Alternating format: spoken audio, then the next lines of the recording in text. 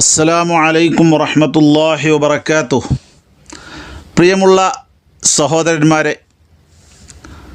വടകരയിലെ കാഫിർ പ്രയോഗത്തിനെക്കുറിച്ചുള്ള ശക്തമായ ചർച്ചകളും ഉദ്ധരണികളും കേസും കൂട്ടവും എല്ലാം നടക്കുകയാണല്ലോ. വടകരയിലെ ഒരു സ്ഥാനാർത്ഥിയെക്കുറിച്ച് മറ്റൊരു സ്ഥാനാർത്ഥിയുടെ ആളുകളോ ബന്ധപ്പെട്ടവരോ കാഫിർ എന്ന് പ്രയോഗിച്ചു എന്നതാണ് അവിടുത്തെ ഒരു വിഷയമായിട്ട് അവതരിപ്പിക്കപ്പെടുന്നത്. അതിന് ഖണ്ഡനമായി പറയുന്നത് അങ്ങനെ ഒന്നും മറുവിഭാഗത്തിൻ്റെ പക്കൽ നിന്നും ഉണ്ടായിട്ടില്ല, അത് അവർ തന്നെ സ്വന്തം ഉണ്ടാക്കി പ്രചരിപ്പിച്ചതാണ് എന്ന് പറഞ്ഞുകൊണ്ട് പല യൂത്തന്മാരും രംഗത്ത് വന്നു കോടതിയും കേസും വക്കീലുമൊക്കെ ആയിട്ട് വലിയ മത്സരിക്കുന്നതും അവകാശവാദം ഉന്നയിക്കുന്നതുമൊക്കെ കണ്ടു. എന്നാൽ ആരായിരിക്കും അതെന്നതിനെക്കുറിച്ച് തീരുമാനം വന്നിട്ടില്ല. തീരുമാനം ഏതായാലും വരും. പക്ഷെ ബുദ്ധിയുള്ള ആർക്കും തിരിയും ആരാണ് അങ്ങനെ ഒരു കാഫിർ പ്രയോഗം നടത്തിയിട്ടുണ്ടാവുക എന്നുള്ളത്. ഏത് മുന്നണിയിൽപ്പെട്ട ആളായിരിക്കും എന്നുള്ളത് കഴിഞ്ഞ കാല ചരിത്രം വെച്ച് പരിശോധിച്ച് നോക്കുമ്പോൾ മതത്തിൻ്റെ പേരിൽ വോട്ട് പിടിച്ചവരാരാണോ എന്ന് കണ്ടെത്തിയാൽ ആ പാരമ്പര്യം ഇവർ ഉയർത്തിപ്പിടിച്ചതായിരിക്കും എന്ന് നമുക്ക് മനസ്സിലാക്കാൻ വലിയ പ്രയാസം ഉണ്ടാവില്ല. അവിടെ പല വ്യാജ പോസ്റ്റുകളും ഇറങ്ങിയിട്ടുണ്ട്. ബഹുമാനപ്പെട്ട സമസ്ത ജനറൽ സെക്രട്ടറി കാന്തപുരം AP ഉസ്താദിൻ്റെ പേരിൽ ബോംബമ്മക്ക് വോട്ട് ചെയ്യരുത് എന്നുള്ള പോസ്റ്റർ വ്യാജ ലെറ്റർ ഹെഡിൽ അവിടെ പോസ്റ്റർ ഇറക്കിയിട്ടുണ്ട്. ഇത് ഏതായാലും ഇടതുപക്ഷത്തിൻ്റെ ആളുകൾ ഇറക്കുമെന്ന് ബുദ്ധിയുള്ള ആരും പറയില്ല. അങ്ങനെ ഇറക്കിയോണ്ട് എന്ത് കാര്യമുള്ളത്? ബോംബമ്മയാണെന്ന് ഇദ്ദേഹം പറഞ്ഞു, അതുകൊണ്ട് അങ്ങനെ പ്രചരിപ്പിച്ചാൽ വോട്ട് 2 കിട്ടേണ്ടത് തടയല്ലേ ഉള്ളൂ. LDF ഇപ്പോൾ ഏതായാലും അത് ചെയ്യുമെന്ന് ബുദ്ധിയുള്ളവരാരും പറയില്ല. അപ്പോൾ LDF അത് ചെയ്യില്ലെങ്കിൽ പിന്നെ ആരാ ചെയ്യുക എന്നതിനെക്കുറിച്ച് ആരോടെങ്കിലും പറയേണ്ട ആവശ്യമില്ലല്ലോ. ഇങ്ങനെ പല വ്യാജങ്ങളും ഇവിടെ മതത്തിൻ്റെ പേരിലും മറ്റും സാമൂഹികമായി ഛിദ്രതയുണ്ടാക്കാൻ സഹായിക്കുന്ന രീതിയിലുള്ള സോഷ്യൽ മീഡിയ അവതരണങ്ങളിലുമൊക്കെ പലരും ഇറക്കിയിട്ടുണ്ട്. ആളെ തിരിഞ്ഞിട്ടില്ല പലർക്കും എന്നാണ് പറയുന്നത്. പക്ഷേ ബുദ്ധിയുള്ള ആളുകൾക്കൊക്കെ ആരായിരിക്കും എന്നുള്ളത് കഴിഞ്ഞ കാല സംഭവവികാസങ്ങൾ മനസ്സിലാക്കിയ ആർക്കും അത് ബോധ്യപ്പെടാതെ ഇരിക്കില്ല എന്നാണ് മനസ്സിലാകുന്നത്. ഇവിടെ നമ്മൾ ചിന്തിക്കേണ്ട ഒരു കാര്യം, ലീഗ് എന്നൊരു പാർട്ടി ഏത് മുന്നണിയിലുണ്ടോ അവിടെ ഇങ്ങനെയുള്ള കാഫിർ പ്രയോഗങ്ങൾ ഉണ്ടായിട്ടുണ്ടാകും. അത് പാരമ്പര്യമാണ്. ഇത് ഞാൻ പറയുമ്പോൾ നമ്മൾ ലീഗിൻ്റെ കാഴ്ചപ്പാടിന് എതിരുള്ള ഒരാൾ തന്നെയാണ് ഞാൻ. പക്ഷേ ഈ പറയുന്നത് നിഷ്പക്ഷമായിട്ട് വിലയിരുത്താൻ വേണ്ടിയാണ്. ലീഗ് എന്നൊക്കെ എവിടെയൊക്കെ ഏതൊക്കെ മുന്നണിയിൽ എപ്പോഴൊക്കെ ഉണ്ടായിട്ടുണ്ടോ അവിടെയൊക്കെ ഇങ്ങനെയുള്ള മതത്തിൻ്റെ പേര് ഉപയോഗിച്ച് വോട്ട് പിടിക്കാനുള്ള ഒരുപാട് ശ്രമങ്ങൾ അവർ നടത്തിയത് ചരിത്രത്തിൽ അനുഭവം തന്നെയുണ്ട്. അത് നല്ലവരായ ലീഗുകാർ വരെയും ചെയ്തിട്ടുണ്ട്. മുമ്പ് കാലഘട്ടത്തിലുള്ള നമ്മളൊക്കെ ആദരിക്കുന്ന മുസ്ലിം സമുദായത്തിൻ്റെ നേതൃത്വമായിരുന്നു എന്നൊക്കെ നമ്മൾ കേട്ടിട്ടുള്ള കണ്ടിട്ടില്ലാത്ത പലരും, ബഹുമാനപ്പെട്ട ഇസ്മായിൽ സാഹിബൊക്കെ അങ്ങനത്തെ ആളാണെന്നാണല്ലോ പറയപ്പെടുന്നത്, നമുക്ക് നേരിട്ടറിയില്ല. അപ്പോൾ അദ്ദേഹത്തെ പോലുള്ള ആളുകൾ മത്സരിക്കുന്ന സമയത്ത് പോലും ഈ മതത്തിനെ ദുരുപയോഗം ചെയ്യാൻ വലിയ വലിയ മാതൃകാ പുരുഷന്മാർ രംഗത്തിറങ്ങി നോട്ടീസ് ഇറക്കിയതിൻ്റെ ചരിത്രം ഇവിടെയുണ്ട് ലീഗിൻ്റെ ചരിത്രത്തിൽ. അപ്പോൾ UDFൻ്റെ കൂടെ ഉള്ള ലീഗ് അതിലുള്ള കാലഘട്ടത്തോളം ഈ കാഫിർ പ്രയോഗം അവിടെ നിന്ന് വന്നതാവാനാണ് ബുദ്ധിയുള്ളവർ ചിന്തിക്കുമ്പോൾ മനസ്സിലാക്കാൻ കഴിയുന്നത്. ഇനി ഏതായാലും ശരി, അത് തെളിയിക്കപ്പെടേണ്ട കാര്യമാണ്. വടകരൻ്റെ കഥ ബാക്കിയുള്ളതൊക്കെ തെളിയിക്കപ്പെട്ടതും അനുഭവങ്ങളുള്ളതുമാണ്. അപ്പോൾ മുമ്പ് കാലം മുതൽ തന്നെ മതത്തിൻ്റെ പേര് പറഞ്ഞുകൊണ്ട് വോട്ട് പിടിക്കുക എന്നുള്ളത് ലീഗിൻ്റെ ഒരു പണിയായിരുന്നു എന്ന് നാം വളരെ ദുഃഖകരമായി തന്നെ പഴയൊരു നോട്ടീസ് തെളിവായി ഉദ്ധരിക്കേണ്ടി വരും. ആ നോട്ടീസിൽ പറയപ്പെട്ട ആളുകളൊക്കെ മഹാന്മാരാണ് എന്ന് വിശ്വസിക്കുമ്പോൾ അത് അവതരിപ്പിക്കാൻ വിഷമുണ്ടെങ്കിലും ഇവരുടെ ചരിത്രം പഴയകാലം മുതൽ തന്നെ ഇങ്ങനെയാണ് ഈ പാർട്ടിയെ വളർത്തി കൊണ്ടുവന്നതും വളർന്നതും എന്നതൊക്കെ അറിയിക്കാൻ വേണ്ടിയിട്ടാണ്. നമുക്ക് ആ പോസ്റ്റർ ഒന്ന് വായിക്കാം. സ്വാതന്ത്ര്യം കിട്ടിയ ഉടനെയുള്ള തിരഞ്ഞെടുപ്പൊക്കെ വന്ന സമയത്തുള്ള ഒരു പോസ്റ്ററാണ്. അതിൽ ഒരഭ്യർത്ഥനയാണ്, ലീഗിൻ്റെ 2 പ്രധാന നേതാക്കന്മാരുടെ അഭ്യർത്ഥനയാണ്. മുസ്ലിം സഹോദരന്മാരോട് ഒരപേക്ഷ, അതാണ് അതിൻ്റെ ഹെഡിങ്. ഇസ്ലാമിൻ്റെ രക്ഷക്കും മുസ്ലിം സമുദായത്തിൻ്റെ നിലനിൽപ്പിനും മുസ്ലിം ലീഗിനെ നിലനിർത്തി പോരേണ്ടത് ഓരോ മുസ്ലിം പുരുഷൻ്റെയും സ്ത്രീയുടെയും കടമയാണ്. അപ്പോൾ മുസ്ലിം ലീഗ് എന്ന രാഷ്ട്രീയ പാർട്ടി ഇസ്ലാമിന് വേണ്ടി പ്രവർത്തിക്കുന്ന പാർട്ടിയാണ് എന്ന മതത്തിൻ്റെ ചൂണ്ടുവലക അവിടെ ഉപയോഗപ്പെടുത്തുകയാണ്. മുസ്ലിം ലീഗ് എന്ന പേര് തന്നെ പിന്നെ അതിന് അർഹമായതാണല്ലോ. ഇന്ത്യ രാജ്യത്തിൻ്റെ വിഭജനത്തിന് തന്നെ കാരണമായിട്ടുണ്ടായ മുസ്ലിം ലീഗ്, ആ മുസ്ലിം ലീഗ് പാകിസ്ഥാനിലേക്ക് ജിന്നൻ്റെ കൂടെ പോയ സ്ഥിതിക്ക് പിന്നെ മതേതര ഇന്ത്യയിൽ ഒരു മുസ്ലിം ലീഗ് ഉണ്ടാക്കൽ തന്നെ ശരിയല്ല എന്ന് വിശ്വസിക്കുന്ന കൂട്ടത്തിൽപ്പെട്ട ഒരാളാണ് ഞാൻ. ആ മുസ്ലിം ലീഗ് പാകിസ്ഥാനിന് വാദിച്ചു. മുസ്ലിങ്ങളൊക്കെ ആകെ അരക്ഷിതാവസ്ഥ സൃഷ്ടിച്ചുകൊണ്ട് പാകിസ്ഥാൻ എന്ന് പറയുന്ന ഇന്ത്യ രാജ്യത്തെ വെട്ടിമുറിച്ച് അങ്ങോട്ട് പോയി. എന്നിട്ട് പിന്നെ ഇവിടെ ഒരു ലീഗ് ഉണ്ടാക്കുന്നതിനെക്കുറിച്ച് ഇസ്മായിൽ സാഹിബൊക്കെ ചിന്തിച്ചപ്പോൾ വളരെ ഇഖ്ലാസുള്ള ആത്മാർത്ഥതയുള്ള ആളായിരുന്നു എന്ന് അദ്ദേഹത്തിനെ കുറിച്ച് കേട്ടിട്ടുണ്ട്. അതുകൊണ്ട് നമ്മൾ മദ്ഹമല്ലാതെ അദ്ദേഹത്തിനെ കുറിച്ച് കുറ്റം പറയുന്നില്ല. അപ്പോൾ എന്തിനു വേണ്ടിയാണ് ഇനിയും ഇന്ത്യയിൽ മുസ്ലിം ലീഗ് ഉണ്ടാക്കുന്നത് എന്ന് ചോദിച്ചപ്പോൾ അദ്ദേഹം പറഞ്ഞാലോ, കോൺഗ്രസിനെതിരായിട്ടാണല്ലോ അന്നത്തെ നീക്കങ്ങൾ മുഴുവനും ലീഗിൻ്റെ. കോൺഗ്രസിനെതിരെ ഉണ്ടായ പ്രസ്ഥാനമാണല്ലോ മുസ്ലിം ലീഗ്. അങ്ങനെയുള്ള ആ മുസ്ലിം ലീഗ് എന്തിനാണ് ഇനിയും രൂപീകരിക്കുന്നത് എന്ന് 47-ന് ശേഷം ചോദിക്കപ്പെട്ടപ്പോൾ ഇസ്മായിൽ സാഹിബ് പറഞ്ഞത്രേ. ആധികാരികമായി എൻ്റെ തെളിവൊന്നുമില്ല, പല രേഖകളിലുണ്ടാവും, പല പ്രഭാഷണങ്ങളിലും കേട്ടതാണ്. ഒന്നിനുമല്ലെങ്കിലും മുസ്ലിം സമുദായത്തിനെതിരെ ഈ കോൺഗ്രസ് സർക്കാരൊക്കെ എന്തെങ്കിലുമൊക്കെ നിയമം കൊണ്ടുവരുമ്പോൾ ഒന്ന് കൂട്ടക്കരച്ചിൽ നടത്താനെങ്കിലും ഒരു മുസ്ലിം സംഘടന എന്ന ഒരു വളരെ ആത്മാർത്ഥമായ ലക്ഷ്യത്തോടു കൂടിയാണ് അദ്ദേഹം മുസ്ലിം ലീഗ് ഉണ്ടാക്കിയത് എന്ന് നമുക്ക് മനസ്സിലാക്കാൻ കഴിയും. പക്ഷേ ആ പേര് പറഞ്ഞുകൊണ്ട് ഇന്ന് മുസ്ലിം ലീഗിനെ വളർത്തുന്ന ആളുകൾ എന്താണ്? ഇസ്ലാമിൻ്റെ കാര്യങ്ങൾ പാർലമെൻറ്റിൽ ചർച്ച ചെയ്യുമ്പോൾ ഇസ്ലാമിനെതിരെ മുത്തലാഖിൻ്റെ ചർച്ചയും പൗരത്വ ബില്ലും മറ്റുമൊക്കെ വരുന്ന സമയത്ത് ഇവർ ബിരിയാണി അടിക്കാൻ വേണ്ടി നാട്ടിലേക്ക് വണ്ടി കയറുന്നു, പ്ലെയിൻ കയറുന്നു, ബോംബെയിലേക്ക് കറങ്ങാൻ പോകുന്നു. ഇതാണ് മുസ്ലിം സമുദായം. സമുദായത്തിൻ്റെ വിഷയം പറയാൻ ഈ പാർട്ടി വേണം എന്നാണ് നമ്മളെ ഓണം പള്ളിക്കാരനൊക്കെ പറയാറുള്ളത്. അത് പറയുകയാണെങ്കിൽ വേണ്ടിയിരുന്നതാണ്. പക്ഷേ അതേസമയം മുസ്ലിം സമുദായത്തിൻ്റെ നീറുന്ന പ്രശ്നം ചർച്ച ചെയ്യുന്ന സമയത്ത് ഇവിടെ ബിരിയാണി അടിക്കാൻ വേണ്ടി വരലാണ് വലിയ പരിപാടി എന്ന് മനസ്സിലാക്കുന്നവർ മുസ്ലിം സമുദായം എന്നതിലില്ല. ഇസ്മായിൽ സാഹിബിനൊക്കെ ആ ബോധം ഉണ്ടായിരുന്നു എന്നാണ് അന്നത്തെ ചരിത്രത്തിൽ നിന്ന് മനസ്സിലാകുന്നത്. അപ്പോൾ ഞാൻ പറഞ്ഞു വന്നത് ആ നോട്ടീസിലെ ബാക്കി ഭാഗം ഇസ്ലാമിൻ്റെ രക്ഷയ്ക്കും മുസ്ലിം സമുദായത്തിൻ്റെ നിലനിൽപ്പിനും മുസ്ലിം ലീഗിനെ നിലനിർത്തി പോരേണ്ടത് ഓരോ മുസ്ലിം പുരുഷൻ്റെയും സ്ത്രീയുടെയും കടമയാണ്. ഇസ്ലാം ശരീഅത്തിനെ മാറ്റിമറിച്ചുകൊണ്ടുള്ള പല നിയമങ്ങളും ഉണ്ടാക്കുവാൻ ഇന്നത്തെ കോൺഗ്രസ് ഗവൺമെൻറ് ഒരുങ്ങിയിരിക്കുന്നു. കോൺഗ്രസ് ആരാണെന്നുള്ളത് ഇപ്പോഴത്തെ ലീഗർക്ക് പഠിപ്പിക്കുകയാണ്. അന്ന് ഇത് പറയാൻ കാരണം എന്താണ്? അന്ന് ലീഗുള്ളത് അവരെ മിത്രം മാർക്സിസ്റ്റ് പാർട്ടിൻ്റെ ഒപ്പമാണ്. EMS ആണ് ഒപ്പം അടുത്ത കസേരയിൽ ഇരിക്കുന്നത്. ഇപ്പോൾ അത് മഹാ ഹറാമാണ്, ഒരു കാലത്തും പാടില്ല, മതമില്ലാത്തവരാണ് എന്നൊക്കെ പറഞ്ഞുകൊണ്ട് ഈ സമുദായത്തെ വഞ്ചിക്കുന്ന ലീഗുകാരുണ്ടല്ലോ.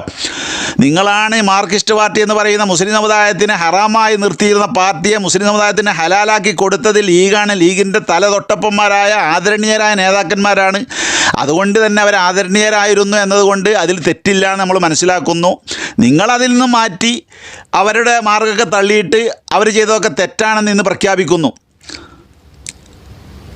ഇസ്ലാം ശരീഅത്തിന് മാറ്റാൻ കോൺഗ്രസ് ഒരുങ്ങിയിരിക്കുക. അതുകൊണ്ട് നിയമനിർമ്മാണ സഭയിലും മറ്റും നമ്മളുടെ ആളുകൾ ഉണ്ടായിരിക്കേണ്ടതാണ്. അതൊരു ശരിയാണ്.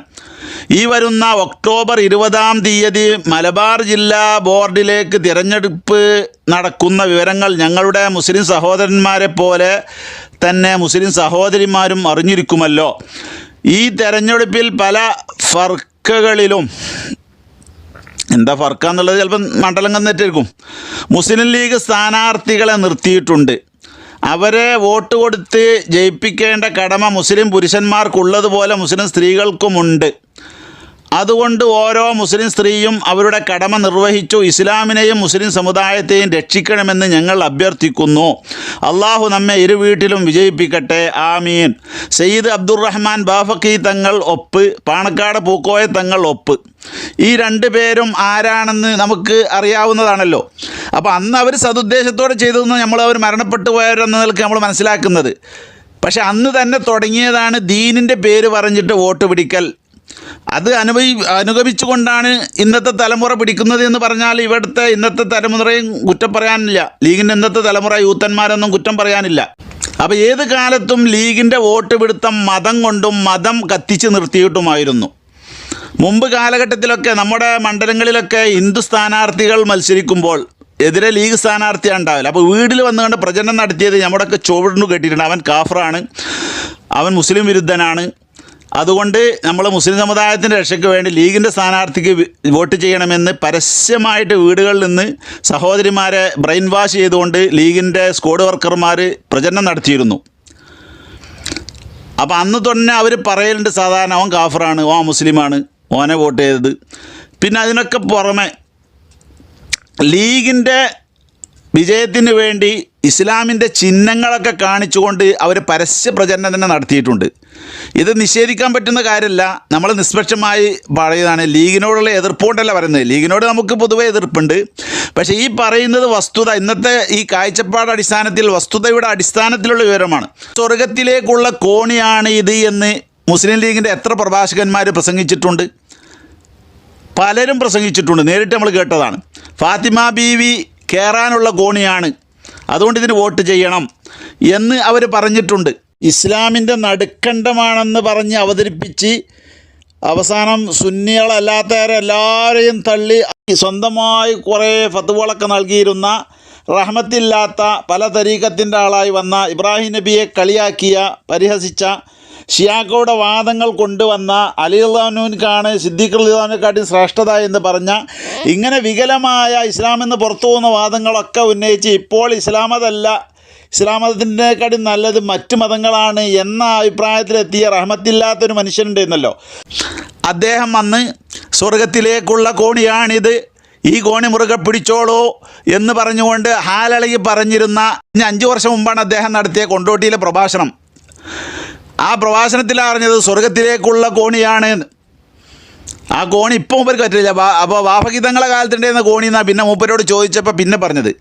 അന്നത്തെ കോണിൻ്റെ കഥയാണ് ഇപ്പോൾ നേരത്തെ നമ്മൾ വായിച്ചത്. എന്നും അവർ മതചിഹ്നം ഉപയോഗിച്ചിട്ടേ ഉള്ളൂ.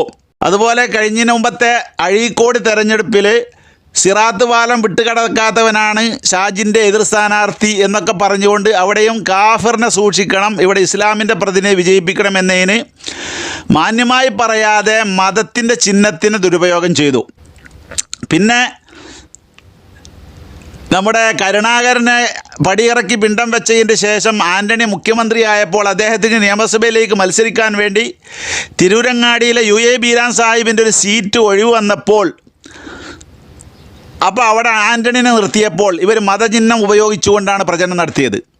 KN ഖാദർ എന്ന് പറയുന്ന മനുഷ്യൻ ചന്ദ്രികയിൽ ലേഖനമെഴുതി ഇസ്മായിൽ നബിയുടെ സഹോദരനായ ഇസ്ഹാഖ് നബിയുടെ പാരമ്പര്യത്തിൽപ്പെട്ട AK ആൻ്റണി എന്ന മുസ്ലിം സമുദായത്തിന് എല്ലാ നിലക്കും നമ്പാൻ പറ്റുന്ന ആളെയാണ് നമുക്ക് സ്ഥാനാർത്ഥിയായി കിട്ടിയിട്ടുള്ളത്, എല്ലാവരും വോട്ട് അങ്ങോട്ട് ചേർത്തി കൊടുത്തോളൂ എന്ന് ചന്ദ്രികയിലൂടെ ലേഖനമെഴുതി പ്രചരിപ്പിച്ചവരാണ് ഇവർ.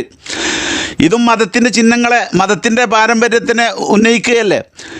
ഇസ്മായിൽ നബിയുടെ പാരമ്പര്യത്തിലുള്ള മുസ്ലിങ്ങൾ, ഇസ്ഹാഖ് നബിയുടെ പാരമ്പര്യത്തിലുള്ള ക്രിസ്ത്യാനികൾ, ആ ക്രിസ്ത്യാനികളുടെ കൂട്ടത്തിൽപ്പെട്ടതാണ് എന്നാണ് പറയുന്നത്. അതൊക്കെ വേറെ വിശദീകരിച്ച് യഥാർത്ഥ ക്രിസ്ത്യാനികളാണോ അവർ, അല്ലേ ഇസ്ഹാഖ് നബിയുടെ പാരമ്പര്യം ഉണ്ടോ അല്ലേ എന്നുള്ളതൊക്കെ വേറെ ചർച്ച ചെയ്യേണ്ടതാണ്. എങ്കിലും അതിൻ്റെ ഉദ്ദേശം അതാണ് ആ പറഞ്ഞതിൻ്റെ. ഇങ്ങനെ മതചിഹ്നങ്ങളെ വികലമാക്കിയിട്ട് 30 കൊല്ലം മുമ്പ് ആൻ്റണിക്ക് ജയിപ്പിക്കാൻ വേണ്ടി കോൺഗ്രസ്സുകാർക്ക് വേണ്ടി മതത്തെ വളച്ചൊടിച്ചു കൊടുത്തവരാണ് ലീഗുകാർ. വാക്കിലും നോക്കിലും പ്രകടനത്തിലും ഒരു മാന്യത തീരെ കാത്തു സൂക്ഷിക്കാത്ത വിഭാഗമാണ് ലീഗിൻ്റെ ചെറുപ്പക്കാരായ ആളുകളെന്ന് പറയാതിരിക്കാൻ നിർവാഹമില്ല. തെറിപ്പൂരങ്ങളെ കൊണ്ടാണ് അവർ അഭിഷേകം ചെയ്തിരുന്നത് ഓരോ പരിപാടികളും. സംസ്കാരമില്ലാതെ അവരെ അഴിഞ്ഞാടിയതിൻ്റെ ഏതാനും ദൃശ്യങ്ങൾ നമുക്ക് കാണാം. ആദ്യമായി മതചിഹ്നങ്ങളും ആഖിറവും വിറ്റ് പരലോകത്തെ പറഞ്ഞ് പേടിപ്പിച്ച് ലീഗിന് വോട്ട് ചെയ്യാൻ വേണ്ടി നിർബന്ധിക്കുന്ന പ്രഭാഷകൻ്റെ അരങ്ങേറ്റം കാണുക.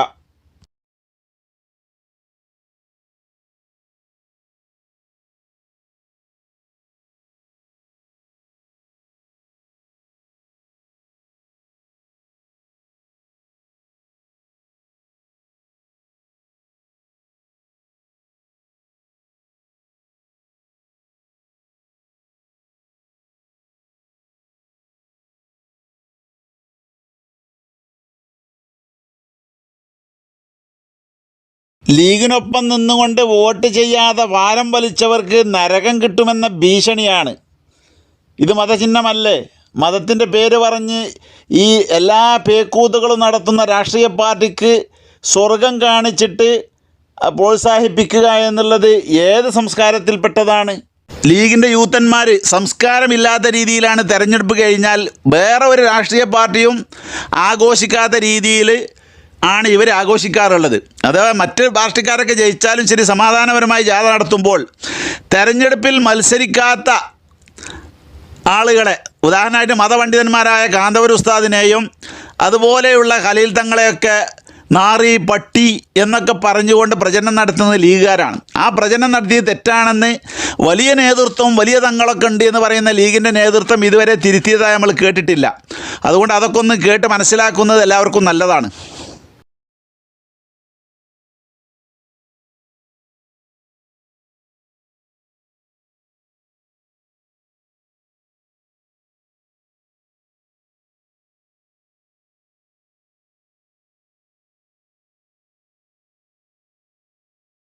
ഏത് രാജ്യത്താണ് ജീവിക്കുന്നത് എന്ന തീരെ ബോധമില്ലാത്ത ലഹരി പിടിച്ച ഒരു തരം അണികളുടെ പ്രഖ്യാപനമാണിത്.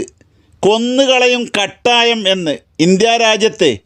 ഇതൊക്കെ നേതൃത്വം തിരുത്തിയതായിട്ട് ഒരറിവുമില്ല.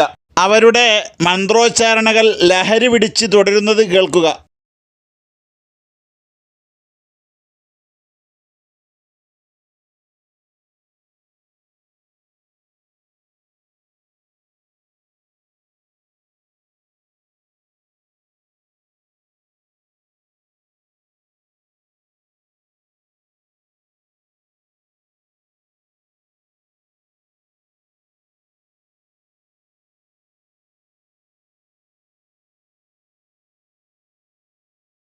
ഇസ്ലാമിൻ്റെ പേരിൽ ജീവിക്കുന്ന ഒരു തലമുറയാണ് ഇത് പറയുന്നത്. വലിയ ആത്മീയ നേതാക്കളാണ് ഇവരെ നിയന്ത്രിക്കുന്നത് എന്ന് പറയപ്പെടുന്നു എന്ന് പറയുമ്പോഴാണ് ലജ്ജ തോന്നുന്നത്. കൊന്നുകളയും കട്ടായം, കയ്യും കാലും വെട്ടും പാണക്കാട്ടെ ഓർഡർ വന്നാൽ എന്നാണ് പറയുന്നത്. ഇതിന് നിയന്ത്രിക്കാൻ ആർക്കെങ്കിലും കഴിഞ്ഞിട്ടുണ്ട്? ഈ ചെറുപ്പക്കാരുടെ അഴിഞ്ഞാട്ടം. അവസാനം ഇത് പിടിക്കപ്പെട്ടാൽ ഇന്ത്യ രാജ്യത്ത് നിലനിൽപ്പ് തന്നെ ഭീഷണിയാകുന്ന ഒരു സമുദായം. ഇത്രമാത്രം വർഗീയമായും പ്രകോപനപരമായും നീങ്ങുന്നവരാണ് മുസ്ലിങ്ങളെന്ന് തെറ്റിദ്ധരിപ്പിച്ച് മറ്റ് സമുദായങ്ങൾക്ക് പോലും ഭീഷണിയാണിവർ. ഇവരുടെ മറ്റ് കുറേ ദൃശ്യങ്ങൾ കൂടെ നമുക്ക് കാണാം.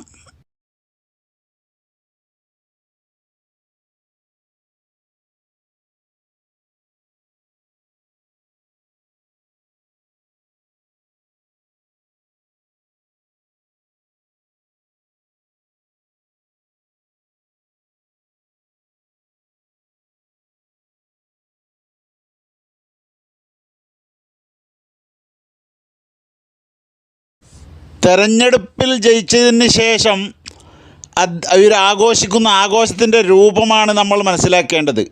തെരഞ്ഞെടുപ്പിൽ നേരിട്ട് ഇടപെടാത്ത പല സാത്വികരായ പണ്ഡിതന്മാരുടെയും കോലം കത്തിച്ചിട്ടും അവരുടെ പ്ലേക്കാർഡ് പിടിച്ചിട്ടും അവരെ അവഹേളിച്ചിട്ടും അവർക്കെതിരെ തെറി വിളിച്ചിട്ടുമാണ് ഈ ഉമ്മത്തിലെ അംഗങ്ങൾ എന്ന് പറയപ്പെടുന്ന ഈ സമുദായത്തിലെ പരിശുദ്ധ തറവാട് നേതൃത്വം നൽകുന്ന അതിൻ്റെ അണികളെന്ന് അവകാശപ്പെടുന്ന ബോഷന്മാർ നടത്തുന്നതായ ഈ കോപ്രയങ്ങളാണ് നാം കാണുന്നത്.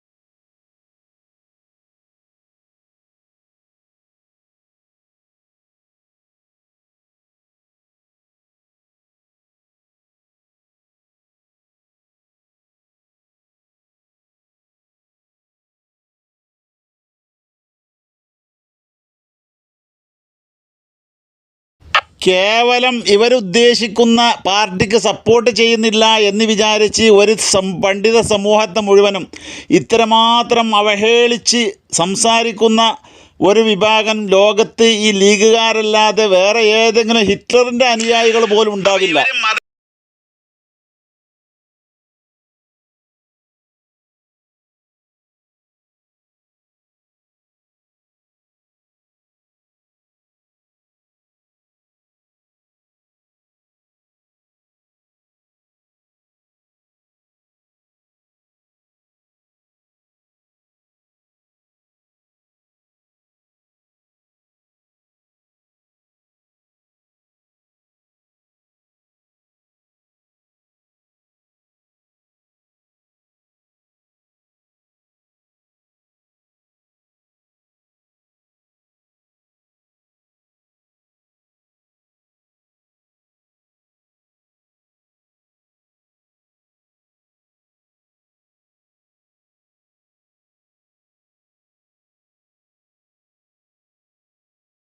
അപ്പോൾ നമുക്ക് മനസ്സിലാകുന്നത് എന്താണ്, ഇത് ലീഗ് മാത്രമല്ല, ലീഗ് ഉൾപ്പെടുന്ന UDF ഒന്നായിട്ടാണ് എന്ന്. ആരും ഇതിനെതിരെ പ്രതിഷേധിക്കുകയോ ഞങ്ങൾക്ക് ബന്ധമില്ല എന്ന് പറയുകയോ ചെയ്തിട്ടില്ല. ഓരോരുത്തരും വിശ്വസിക്കുന്നതും അംഗീകരിക്കുന്നതും രാഷ്ട്രീയ പാർട്ടിയെ സ്വീകരിക്കാൻ അവകാശമുള്ള ഇന്ത്യയിൽ ലീഗിനെതിരെ ആരെങ്കിലും പ്രവർത്തിച്ചാൽ അവനെ കത്തി കൊണ്ട് കഷ്ണിച്ച് കളയും, കൊന്നുകളയും. 21 ഉള്ള കത്തി എന്ന് പറഞ്ഞുകൊണ്ട് മുസ്ലിം സമുദായത്തിന് മുഴുവനും എതിരാളികൾ അപഹസിക്കുന്നതിന് ഏറ്റുപിടിച്ചുകൊണ്ടാണ് ഈ സമുദായത്തിൻ്റെ കഴിഞ്ഞ കാലത്തുള്ള നല്ല ചരിത്രത്തെ അപഹസിച്ചുകൊണ്ട് അവതരിപ്പിച്ചുകൊണ്ട് വഷളാക്കിക്കൊണ്ടിരിക്കുന്നത്. ഈ വിവരദോഷികളെ പിടിച്ചു കെട്ടാൻ ഈ പാർട്ടി തയ്യാറില്ലെങ്കിൽ വലിയ വില കൊടുക്കേണ്ടി വരും ആ പാർട്ടിയും ആ പാർട്ടി ഉൾക്കൊള്ളുന്ന സമുദായവും.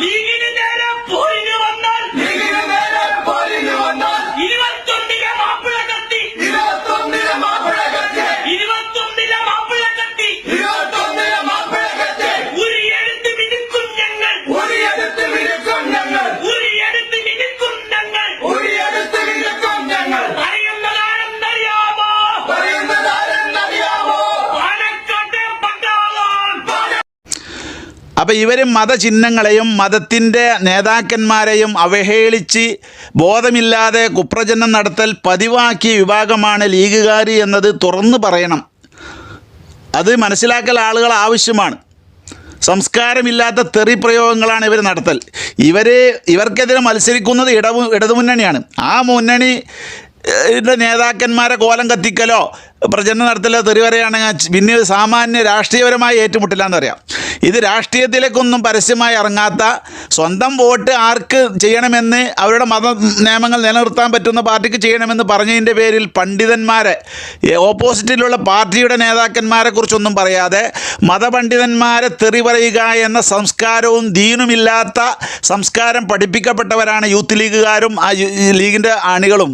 യൂത്തന്മാർ മാത്രമല്ല, വയസ്സന്മാർ വരെ പള്ള കാട്ടിയിട്ട് പ്രകടനത്തിൽ പങ്കെടുത്തിട്ടുണ്ട്. ചുരുക്കി പറഞ്ഞാൽ പറഞ്ഞു വരുന്നത്, കാഫിർ പ്രയോഗം, മതപ്രയോഗമൊക്കെ എവിടെ നിന്ന് വന്നു എന്നുള്ളത് കൂടുതൽ ചിന്തിക്കേണ്ട. വടകരക്ക് മുമ്പുള്ളതൊക്കെ പിടുത്തം കിട്ടിയെങ്കിൽ വടകരനെക്കുറിച്ചും ആർക്കും സംശയിക്കാനില്ല എന്നത് വളരെ വ്യക്തമായി നമുക്ക് മനസ്സിലാക്കാൻ കഴിയും. അപ്പം മൊത്തത്തിൽ നമ്മൾക്ക് ഇവിടുത്തെ പ്രചരണങ്ങൾ കാണുമ്പോൾ, മുമ്പ് കാലത്തൊക്കെ നായനാർ സർക്കാരിൻ്റെ കാലത്ത് അത് ലീഗ് ഏത് മുന്നണിയിലുണ്ടോ അവിടെ സൂക്ഷിക്കണം, അവിടെ കാഫിർ പ്രയോഗവും മറ്റൊക്കെ വന്നിട്ടുണ്ടാകും. ആ അനുഭവം അതാണ് സാക്ഷ്യം. നൂറുകണക്കിന് തെളിവുകൾ അതിനുണ്ട്. നായനാറിൻ്റെ ഭരണകാലഘട്ടത്തിൽ പോലീസിനെ എറിഞ്ഞു യൂത്ത് ലീഗുകാർ, എന്നിട്ട് പള്ളിയിലേക്ക് കയറിയാൽ ആ പോലീസ് പള്ളിയിൽ കയറി അടിക്കും. അവർക്ക് പള്ളിയാണിത് എന്ന് തന്നെയാണ് ഒതുണ്ടാക്കി 2 റക്അത്ത് തഹിയ്യത്ത് നിസ്കരിച്ചിട്ട് ഈ അടിച്ചവരാൾക്കാരെ തിരഞ്ഞാൽ ചിലപ്പോൾ അവരെ അടി കൊണ്ടുകൊടുത്ത് തിണർത്ത് ആകെ വഷളായിട്ടുണ്ടാവും. അപ്പോൾ പോലീസുകാർ പള്ളിയിൽ കയറുമ്പോൾ അങ്ങനെയൊന്നും ശ്രദ്ധിക്കൂല. അപ്പോൾ പള്ളിയിലേക്ക് കയറിയിട്ട് പള്ളി രക്ഷാകവചമാക്കി മതത്തിൻ്റെ ചിഹ്നത്തിന്, ഇവരുടെ തോന്നിവാസത്തിന് മറയാക്കാൻ വേണ്ടി തോന്നിവാസം, മതത്തിനോട് ഒരിക്കലും യോജിക്കാത്ത തോന്നിവാസം ചെയ്തവരാണ്. വടകര മണ്ഡലത്തിൻ്റെ ഏരിയയിൽ പെട്ട പള്ളികളിൽ തന്നെയാണ് ഇത് ചെയ്തത്. നാദാപുര ഏരിയയിലൊക്കെയാണ്. അപ്പോൾ അവർക്കുണ്ടായിരുന്ന പരാതി എന്താണ്, നായനാറിൻ്റെ പോലീസ് മുസ്ലിങ്ങളെ പള്ളിയിൽ കയറുമ്പോൾ ആ പോലീസുകാർ ഒതുകൊടുത്തിട്ടുണ്ടോ, അതുപോലെ പള്ളിയിൽ കയറി മുസാഫ് നശിപ്പിച്ചു, ഇങ്ങനെയുള്ള കുപ്രചരണങ്ങൾ. അതേസമയം കണ്ണൂർ ജില്ലയിലെ ഒരു പള്ളി, ആ പള്ളി ഉദ്ഘാടനത്തിന് മുമ്പത്തെ ദിവസം ആ പള്ളി തകർത്തവർ ഈ ലീഗ് ചേളാരി വിഭാഗമായിരുന്നു. അതുപോലെ എല്ലാവരും അംഗീകരിച്ചതും കണ്ടതുമാണ്. അതുപോലെ മദ്രസയിൽ മുസഹഫ് കത്തിച്ചത് അവസാനം പ്രതിയെ നോക്കുമ്പോൾ ലീഗും ചേളാരിയുമാണ്.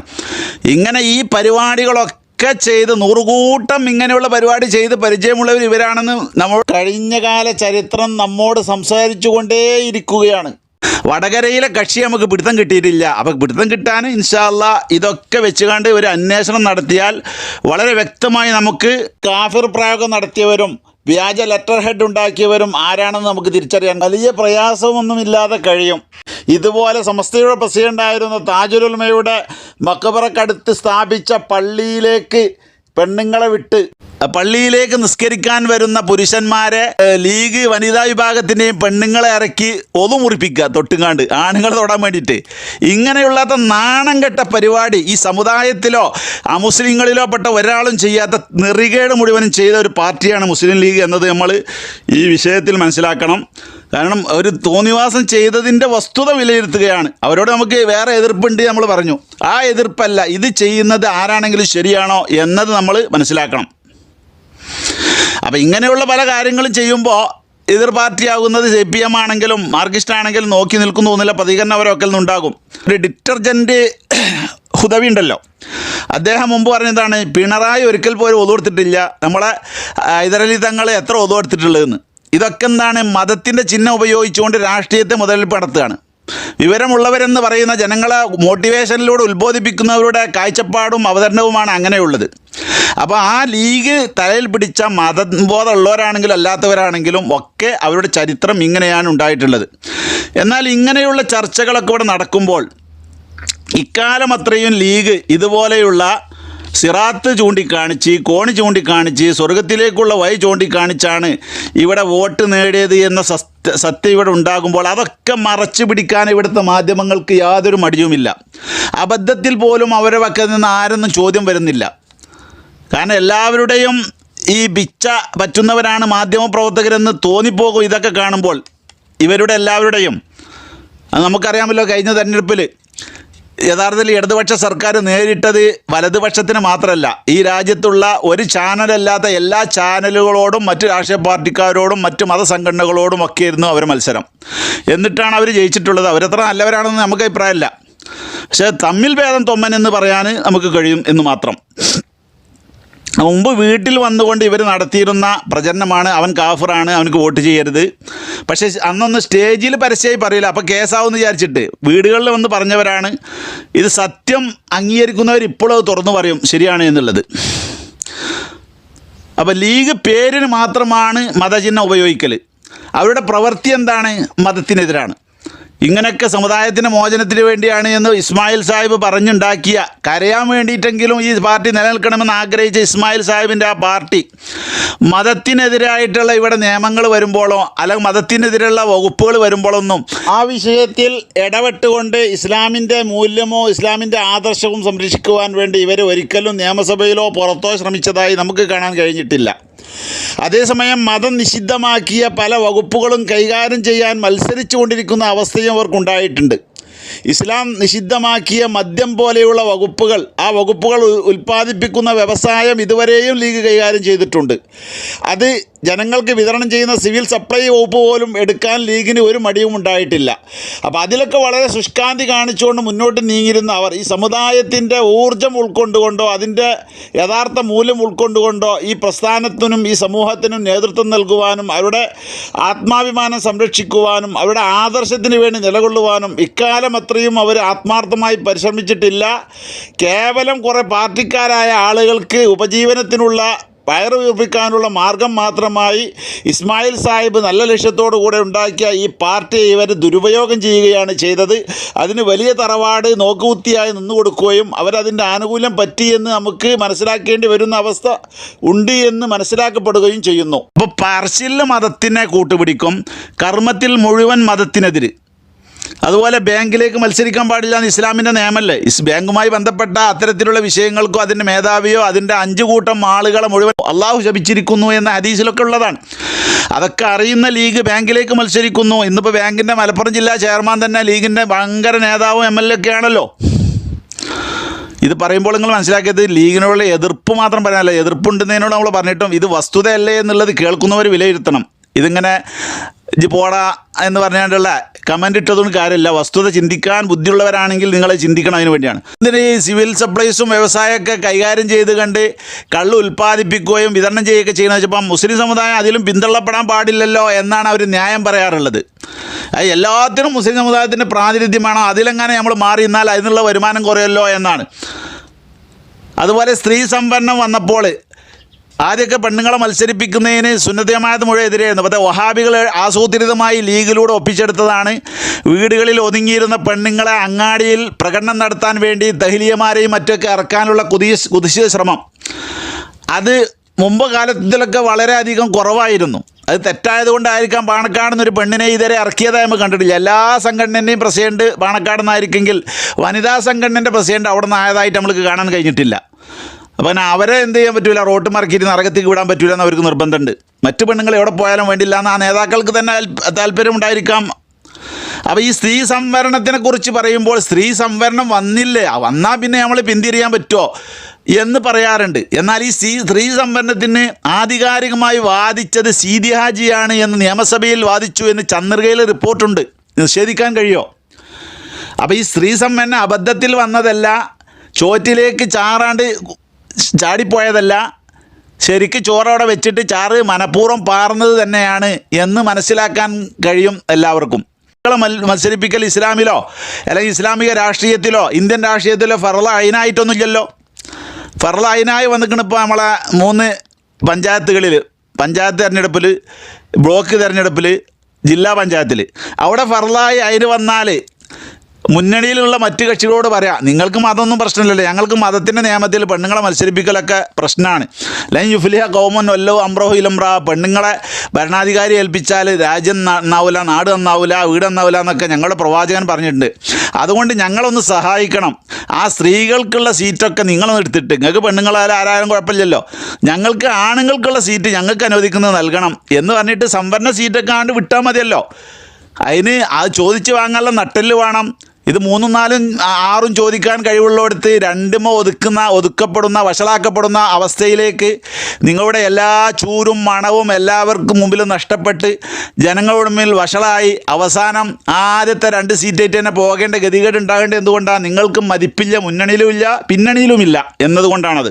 അപ്പോൾ പറഞ്ഞതിൻ്റെ ചുരുക്കം, മതം ഉപയോഗിച്ചുകൊണ്ട് ഇവിടെ രാഷ്ട്രീയ പ്രവർത്തനം നടത്തിയിട്ടുള്ളത് ലീഗ് ഉൾപ്പെടെയുള്ള മുന്നണിയുമാണ്. അതിൻ്റെയൊക്കെ പിന്നിൽ ഈ യൂത്തന്മാരാണ് പ്രധാനമായിട്ടുള്ളത്. അവർക്ക് എല്ലാവിധ സപ്പോർട്ടും ചെയ്തുകൊണ്ട് അതിലുള്ള വയസ്സന്മാരൊക്കെ ഉണ്ട്. കാര്യം പറഞ്ഞു കൊടുത്താൽ മനസ്സിലാക്കുന്ന വിഷയമില്ലല്ലോ. കാരണം എല്ലാ ഹറാമിനും കൂട്ടു നിൽക്കുന്ന നേതൃത്വമാണ് ഇപ്പോൾ അവിടെ ഉള്ളത് എന്ന് നമുക്ക് മനസ്സിലായിട്ടുണ്ട്. മാധ്യമക്കാർ ഈ കാര്യങ്ങളൊന്നും കാണുന്നില്ല. അവർ ഭയങ്കര ചർച്ചയാണ്, അന്തിച്ചർച്ചയാണ് 63 ചാനലിലും ചർച്ച. പക്ഷേ ഈ പാരമ്പര്യം ആർക്കാണുള്ളത് എന്ന് ആരും ഇതിൽ പറയുന്നില്ല. വടകരയിൽ ആരാണ് ഇവർ പറയുന്നത്? നമ്മൾ വടകരയുടെ കഥ കിട്ടാത്തത് കൊണ്ട്, വ്യക്തമാകാത്തതുകൊണ്ട് അത് പറയുന്നില്ല. ഇതിന് മുമ്പൊക്കെയുള്ള അനുഭവം 100 കണക്കിന് നമ്മൾ പറഞ്ഞു. അതൊക്കെ ഇവിടെ മാധ്യമ പ്രവർത്തകർക്കും എല്ലാവർക്കും അറിയുന്നതാണ്. ഒരു ചർച്ചയിലും അത് പറയാറില്ല. അതുപോലെ മറ്റൊരു വിഷയമാണ് കണ്ണൂർ ജില്ലയിലെ ഒരു മാർക്സിസ്റ്റ് പാർട്ടിയുടെ പാർട്ടി ഗ്രാമത്തിൽ പള്ളിക്ക് വിലക്ക്, മുസ്ലിങ്ങൾക്ക് വിലക്ക് എന്ന് പറഞ്ഞുകൊണ്ട് പ്രചരണം തുടങ്ങിയിട്ട് 10 കൊല്ലത്തിലേറെ ആയിട്ടുണ്ട്. അവിടുത്തെ മഹൽ കമ്മിറ്റിയും മറ്റുമൊക്കെ അത് നിഷേധിക്കുകയും അങ്ങനെ ഒരു വിഷയം ഇവിടെ ഇല്ല എന്ന് പറയുകയും ചെയ്തിട്ട് ഇപ്പോഴും ലീഗിൻ്റെ ചെക്കന്മാർ സോഷ്യൽ മീഡിയയിൽ അത് ഇട്ടിങ്ങാണ്ട് ഇങ്ങനെ ആഘോഷിക്കുന്നത് കാണാം. മാർക്സിസ്റ്റ് പാർട്ടി ഇങ്ങനെയാണ്, ഇതൊക്കെ പറഞ്ഞുകൊണ്ട് എനിക്ക് മാർക്സിസ്റ്റ് പാർട്ടി നല്ലതാണെന്നൊന്നുമില്ല. അവിടെ ആ വൈകല്യമുള്ള നയങ്ങൾ പൊളിച്ച് ചെയ്തണമെന്ന് ആഗ്രഹക്കാരൻ തന്നെയാണ്, അഭിപ്രായക്കാരൻ തന്നെയാണ് ഞാൻ ആ പാർട്ടിക്കാരനുമല്ല. പക്ഷേ ഇല്ലാത്ത കഥകൾ പറയരുത്. നമ്മളൊരു വിഷയം നിരത്തുമ്പോൾ സത്യസന്ധമായിട്ടായിരിക്കണം. ഞാൻ ഈ പറഞ്ഞതിൽ ഏതെങ്കിലും അസത്യമുണ്ടോ ഉണ്ടെങ്കിൽ അത് നമ്മൾ തിരുത്താൻ തയ്യാറാണ്. ഇല്ലെങ്കിൽ അത് പറഞ്ഞത് നിങ്ങൾ കേൾക്കണം, അനുസരിക്കണം. നിങ്ങൾ വേണമെങ്കിൽ അനുസരിച്ചാൽ മതി, പക്ഷേ കേൾക്കണമുള്ളത് സമ്മതിക്കണം. നിങ്ങൾ സമ്മതിച്ചുകൊണ്ട് പിന്നെ അതിനെ ന്യായീകരിക്കൽ അത് കാപട്യമാണ് എന്നുള്ളത് എല്ലാവരും അംഗീകരിക്കും. അപ്പോൾ നമുക്ക് ഇത് വിശദീകരിക്കേണ്ട ഉദ്ദേശം, ഈ സാന്ദർഭികമായൊരു ചർച്ച വന്നപ്പോൾ ഈ പഴയകാല കഥകൾ വിവരിച്ചതാണ്. കാഫർ പ്രയോഗം ആര് നടത്തി എന്നുള്ളത് ബുദ്ധിയുള്ള ആളുകൾക്ക് യാതൊരു കേസും അന്വേഷണവും ഇല്ലാതെ മനസ്സിലാക്കാൻ കഴിയും. ഇനി ഏതായാലും ശരി, കേസും വിധിയൊക്കെ വരട്ടെ. അപ്പോൾ നമുക്ക് വടകരയിലെ കഥ അപ്പോൾ സ്ഥിരീകരിക്കാം. ഇതുവരെ സ്ഥിരീകരിച്ചത് മുഴുവനും ലീഗുള്ള മുന്നണിക്കാർക്ക് വേണ്ടി ലീഗ് ചെയ്തതായ വൃത്തിയായിരുന്നു എന്ന് നമുക്ക് തെളിയിക്കാൻ കഴിഞ്ഞിട്ടുണ്ട്, മനസ്സിലാക്കാൻ കഴിഞ്ഞിട്ടുണ്ട്. ചരിത്രം അത് രേഖപ്പെടുത്തിയിട്ടുണ്ട്. എല്ലാ പത്ര റിപ്പോർട്ടും മാധ്യമ റിപ്പോർട്ടും അതിന് തെളിവാണ്. പക്ഷേ ഇപ്പോൾ ഒരു മാധ്യമക്കാരും ആരും ഉദ്ധരിക്കുന്നില്ല. കാരണം എല്ലാവർക്കും നിലവിലുള്ള മുന്നണിയെ പൊളിച്ചെഴുതി അവർക്ക് എല്ലാ ആധിപത്യവും കിട്ടാത്തതിൻ്റെ പേരിലുള്ള ഈർഷ്യതയോ മറ്റോ എന്തോന്നറിയില്ല. അങ്ങനെയൊക്കെയാണ് മാധ്യമപ്രവർത്തകർ. ഇപ്പോൾ മാത്രമല്ല, കഴിഞ്ഞ തെരഞ്ഞെടുപ്പിൻ്റെ സമയത്തും അങ്ങനെ തന്നെയാണ് ഉണ്ടായിരുന്നത്. നമ്മുടെ രാജ്യത്ത് ഇങ്ങനെയുള്ള അപവാദ പ്രചങ്ങൾ നടത്തുന്നതിൽ നിന്ന് ലീഗിൻ്റെ സംസ്കാരം പൊളിച്ചെഴുതിയിട്ട് ഇനിയുള്ള കാലമെങ്കിലും നല്ല നിലക്ക് നീങ്ങാൻ ആ പാർട്ടിയും അണികളും തയ്യാറാവുകയും അണികൾക്ക് അത് നിർദ്ദേശം നൽകുകയും ചെയ്യണമെന്നാണ് നമുക്ക് അപേക്ഷിക്കാനുള്ളത്. ഇതൊരു സതുദ്ദേശപരമായ, സാന്ദർഭികമായ, വസ്തുതാപരമായ വിലയിരുത്തലാണ്. തെറ്റുണ്ടെന്ന് ചൂണ്ടിക്കാണിച്ചാൽ തിരുത്തും, ഇല്ലെങ്കിൽ അത് നിങ്ങൾ സമ്മതിക്കണം. അംഗീകരിക്കൽ നിങ്ങളുടെ ഇഷ്ടമാണ് എന്ന് മാത്രം പറയുന്നു. സോഷ്യൽ മീഡിയയിൽ വന്ന് തെറി പറയൽ മറ്റൊരു ലീഗിൻ്റെ സംസ്കാരമാണ്. അത് ഇതിൽ വിഷയത്തിൽ വേണ്ട. വസ്തുതയായി പറഞ്ഞത് ഇന്ന കാര്യം തെറ്റാണെന്ന് പറഞ്ഞാൽ നമ്മൾ തിരുത്താൻ തയ്യാറാണ്. ഏതായാലും നന്മകൾക്ക് വേണ്ടി സഹായിക്കാനും സഹകരിക്കുവാനും രാജ്യത്തെ അരക്ഷിതത്വം സൃഷ്ടിച്ച് മതവൈരിയന്മാരും മതവൈരികളുമാക്കി പരസ്പരം ജനങ്ങളെ അകറ്റാനുമുള്ള കുത്സിയ ശ്രമങ്ങൾ എല്ലാവരും ഉപേക്ഷിക്കണം. അത് പാരമ്പര്യമുള്ളവരെ പ്രത്യേകം ഉപേക്ഷിക്കണം. ഇതിനാരും അത് തുടങ്ങാനും പാടില്ല എന്നാണ് എല്ലാ രാഷ്ട്രീയ പാർട്ടികളും ഉൾക്കൊള്ളുന്ന മാലോകരോട് അപേക്ഷിക്കാനുള്ളത്.